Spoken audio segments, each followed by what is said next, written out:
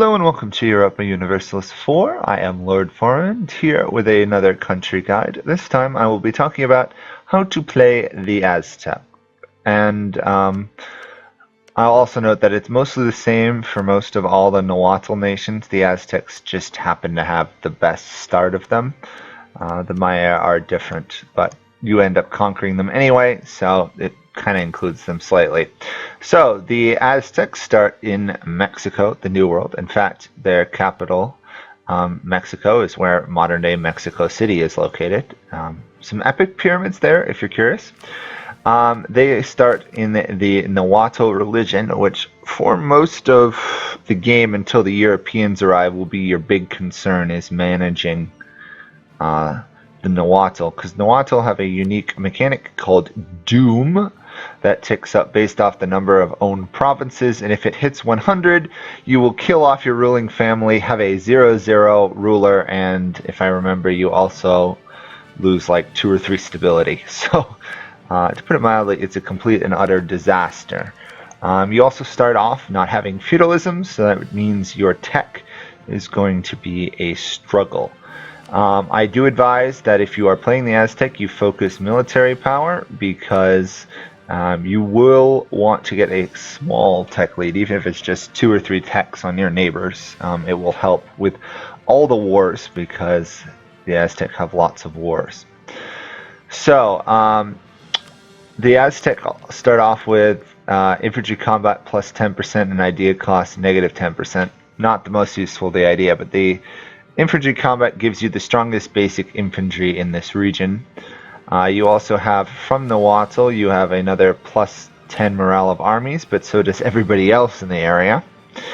You do start, unlike most people in the game, you start out with 2 gold mines with the potential to get at least 3 more, which means gold is going to be a good portion of your income for most of the game, and I advise you to boost your gold income as much as possible. You also have the standard ability to do vision quests and divination, which I do recommend you do. They'll just help a little bit with prestige, morale, and reduced unrest. And you also start off with a really good general, Moctezuma the First. It will allow you to at least win wars that you're outnumbered at least 1 to 2 early on, which means you're going to want to quick build some troops. In fact, I honestly recommend you may hire at least 1 regiment of mercenaries, because your big struggle is going to be manpower. You have a very small pool, and you're going to be at war with lots of people. In terms of alliances, usually your best alliance is over here. Colima tends to be the only one in the region that tends to like you. Everybody else, in fact, actually this is unusual, Tonak actually likes us. Interesting. The Mayas will virtually never ally to you, and everybody else around you is usually a rival or hostile towards you. Which I advise you immediately counter-rival most of them in hopes of trying to find an ally, which might actually be possible with Colima now, because enemy of enemies. But first off, you also want to send your merchant, because gold is going to be a problem. Not gold as in the resource, but just ducats overall. Once you've raised your army and everything else, you get a mission usually to declare war on, to either conquer Chola here, Tlaxcala, or sometimes you'll get missions to conquer these ones. This is important because you actually don't usually want to take land as the Aztec. In fact, one of the things that dooms you the fastest is taking too much land. I usually advise you take out Tlaxcala. You actually take their provinces, which will give you a good 6-province empire, which put you larger than anyone else in the region, and plus 2 doom per month, because that's what will happen. You'll have 6. Is fairly manageable without much issue. The next thing to do is find a weak enemy who's kind of on their own, take them over and vassalize them. This is important because in order to pass religious reforms as Nahuatl, and you want to pass all 5 reforms pretty much as fast as possible because it'll stop doom from ticking up, you need 5 vassals. And you at least need 1 stability, be at peace, and have doom less than 50. which is the Doom part is hard, but getting 5 vassals is actually not as hard as you think. Assuming you wipe out the Tlaxcala, which I usually do, then you're looking at just these 5 right here, 1, 2, 3, 4, 5, or if you take this one, another one. It's important to realize that once you pass a reform, all your vassals will break loose and 95% of the time be horribly hostile to you due to you having forced vassalized them. And usually you'll have to wait till the end of the war and then fight them again. It's one reason eliminating the Tlaxcala help, because they can field like 5 troops just from 2 provinces, and 1 less enemy is all the better. Plus, it'll give you another troop or 2 to field. Let's see, what else do you have to watch out for? Obviously, you have to watch out for the European arrival, but I did cover that in a Native American guide video.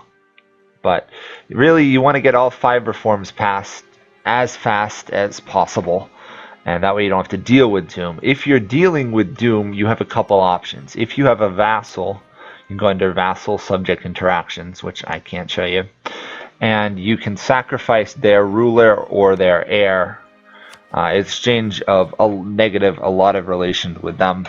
But you will take off 1 Doom for each monarch point they have. So if we ruled the mixed tech here, we sacrificed their ruler, we'd get rid of 4 Doom.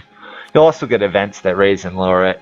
Most of the time, keeping Doom low is worth it. There's an achievement to hit Doom at, I think it's either 90 or 95, and then not actually triggering whatever it is when you've hit too much Doom, 100% Doom. But that's a very tricky achievement. Overall, the Aztec are not a nation for beginners. In terms of religious reforms, you want to take warrior ranks plus 5 discipline first, because you want to have superior troops, and the 5 discipline will make a huge difference, especially once all your vassals are released. Next one, I usually go for the sumptuary restrictions or open them up. Just because the war exhaustion, you're going to be fighting lots of wars, it'll lower it. Then you've kind of got a choice between Pocheca obligations or tribal expansion.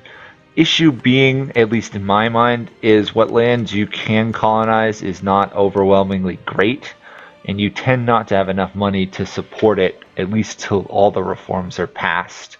But it is better than legal reform. So, that's something.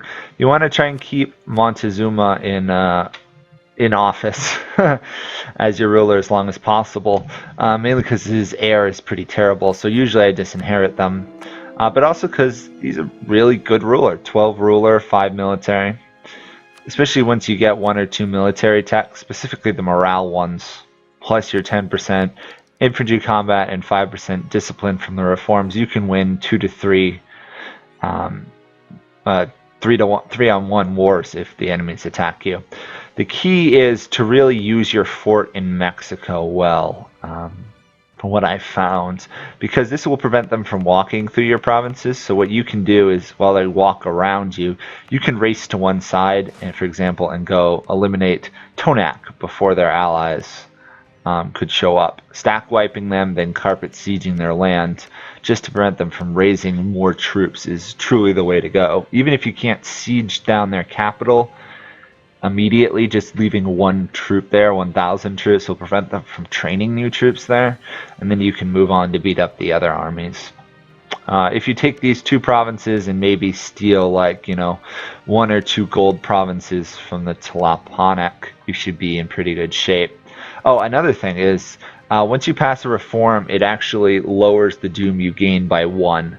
So if you pass 4 of the reforms, you essentially would have no Doom increase per year if you were just the normal size of the Aztec. So each Doom reform, you can almost always safely take another province or 2.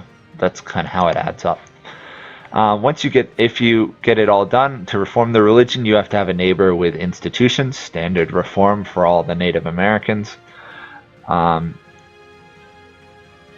If you do, it's really actually kind of tricky for the Aztec, because unlike the northern Native Americans, the southern Native Americans, and the Inca miners, you don't really have anywhere to run from the Europeans. Most of them, they can only have they can make it so they have one province on the coast, make cautious contact with the Europeans. No, the Europeans are going to be able to invade you from any angle because they'll find you by sea and they'll just be able to land. The way I've gotten around that in the past is using your free colonists you get here, tribal expansion. You can't build ships. You won't be able to discover the Caribbean until you reform. I tend to go up here, try and get to New Orleans, Mississippi region. It's kind of the foot here at the bottom of what's modern day the United States. And because usually someone will settle in Florida and stuff, and that way you can at least meet them. Another option is you go south and try and contact them in Colombia and Brazil. Again, it just depends on how fast you get the reforms, because you're really going to need to reform. And once you reform, you want to conquer all this area, by the way. Once you reform, it's just a matter of colonizing at that point. The Aztec, unlike the other Native Americans, are a little bit more prone to actually fight the Europeans. The Europeans tend to find them and try and invade them earlier than the Inca, which means they don't tend to have the huge morale bonus from level 15 Miltech. So there is a chance that you can actually beat them up, but it's really slim. Plus, once they hit military tech 15 and the bonus morale, they'll try invading you again regardless. So once you get once you reform your government, you really have to push hard to get over that level 15 Miltech bump to be relatively safe from the Europeans. Again, if you're colonizing, you want to try and colonize the coast rather than inland. Inland, first of all, is terrible land. And second of all, if you colonize the coast, then you can go back at your leisure and colonize the land. In terms of idea groups, now, this one's it's a bit confusing. First of all, you're going to have an insane amount of inflation, so a half-decent idea is to take economic, but the problem is the yearly inflation reduction won't be enough. So I don't encourage you to take economics. In fact, I don't encourage you to take any of the administrative tree. The one you really want to focus on is defensive or quantity. I recommend defensive for the morale and the attrition. Most of your land is that you will own is jungle, so the attrition is already going to be bad for them just marching through it. So, and also you're going to have a defensive bonus. The bonus morale is nice, the reduced attrition. The increased maneuver is pretty handy because it allows you to run away better, and the fort defense will help a lot. Where you want to get forts, you want to have a fort in Mexico, you want to have a fort usually in Mixi or Tijuanapec over here, and you usually want one up here to control most of the Maya lands. Usually Campeche is pretty good. Petén down here is also really handy. Just you want forts that will prevent the Europeans from racing across your lands when they arrive, if they arrive and attack you. Obviously, some of these already have forts. This is like one of the worst forts you can have, especially if you're this nation, because you've got a fort and a capital right next to each other. But essentially, that's the main strategy. Once you get defensive ideas, the next one I recommend is you take either exploration or expansion and just colonize. A lot of your strength is going to come from your ability to not only colonize faster, but also control the colonization of this area before the Europeans get there. You can find gold in these hills pretty easily, so money shouldn't be an issue. And although the development's not great, you'll still build up quite a bit. By the time the Europeans arrive, I myself had about I had all the development here, which is I think about 200, and then you can colonize for more. So you should be able to be in the great power ranks once you do a religious reform, or you should just be outside of it. It really depends your first contact with the Europeans. If the Europeans declare war, as usual, if you think you have a hope of fighting them, fight them. If not, try and surrender immediately and give them like 1 or 2 provinces. You may be able to give them a massive amount of gold in one province. As the Aztec, you should have plenty of money from gold, unless you let inflation get out of hand. So you should be able to buy them off Same thing applies with the Inca, but not as easily as the Aztec.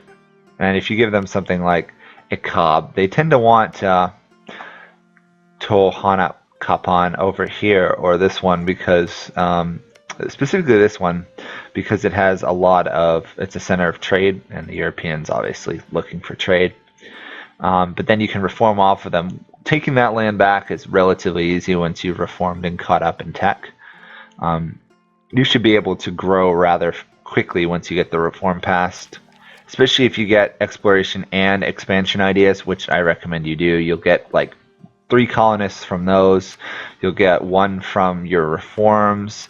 If at that point you take the combination idea of exploration and expansion, you'll get another plus 20 settlers, which will help you settle a lot faster. And overall, you'll just colonize Mexico. Really, you don't have to even leave the Mexico region if you don't want to, and still be rather powerful. But it's quite possible to expand and kick the Europeans out of the world. It's important to note that if they form a colonial nation, you can fabricate claims on the colonial nation and then threaten the colonial nation for the land. The colonial nation will not take into account its mother country's military usually. So usually you can just freely take land from them. That's pretty much what I did when I played the Aztec. I just threatened my way. If I couldn't risk fighting a war with the mother country, I just threatened the colonial nation until I got land. I got all the way up to Canada just by threatening, pretty much. So hopefully that will help you guys play the Aztec. I think that's most of their little interactions. I won't spoil you on any events and stuff. Your federation allows, it's pretty much a despotic monarchy despite having a different name, which I kind of disagree with. You've got virtually no triggered modifiers other than collapse of society, which of course you want to be careful of. And that's pretty much it. You need good military skills to play the Aztec, and you've got to use Moctezuma immediately military to survive, because otherwise everybody will pounce on you and destroy you. You've got to vassalize some of them immediately, and from there get reforms, slowly pick off their land. Like if you take 1 province from each of them, they're considerably weaker, and overall that will just help.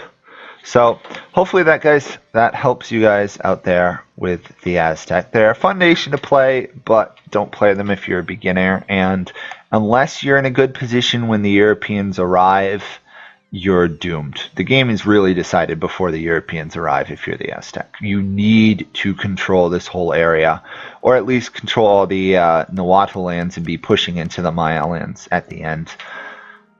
So hopefully that helps you guys. If you guys have any questions or comments, let me know. I will answer them. And if you've got any other countries you want me to do a guides on, let me know. I have a playlist of guides and stuff. I've done most major nations, so check there first, or leave a comment and I'll let you know. Anyway, thank you guys all for watching. I wish you the best of luck in your future flower wars. Bye for now.